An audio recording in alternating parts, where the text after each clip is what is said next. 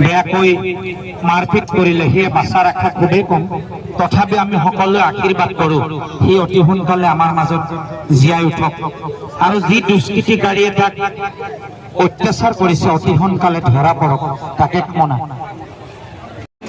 গীত গায় অন্ধ মানুহ আজি আমাৰ দেলফলা ৰাজঘাটত আহি এনেদৰে ইয়াতে তেওঁ গীত গাবলৈ ওলাইছে।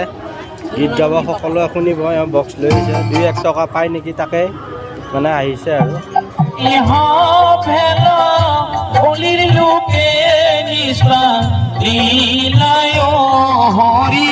শ্ৰী গুৰু শংকৰ কৰুণাসাগৰ নামৰ পাতিলা খেলা ও হৰি নামৰ পাতিলা খেলা।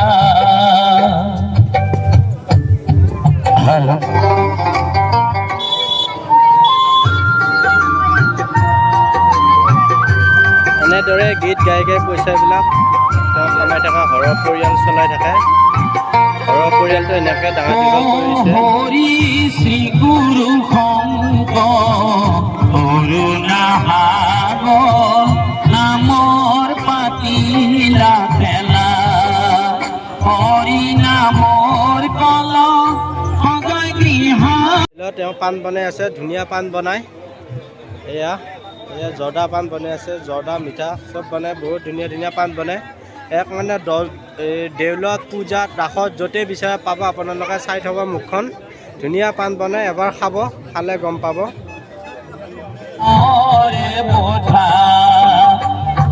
ইমান ধুনীয়া কণ্ঠ শুনি থাকো লাগে। সকলোৱে চাব ভিডিঅ'টো লাইক কমেণ্ট শ্বেয়াৰ ছাবস্ক্ৰাইব কৰি দিব নাপাহৰিব। আপোনালোকে যিমান আগবাঢ়ি নিব আমি তেনেকৈ ভিডিঅ'বিলাক দি থাকিব পাৰিম।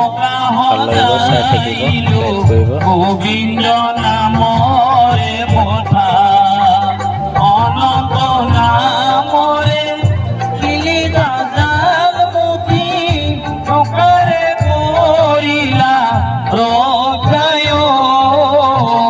অনন্ত নামৰে কিলি গাজাল মুঠি টুকাৰে কৰিলা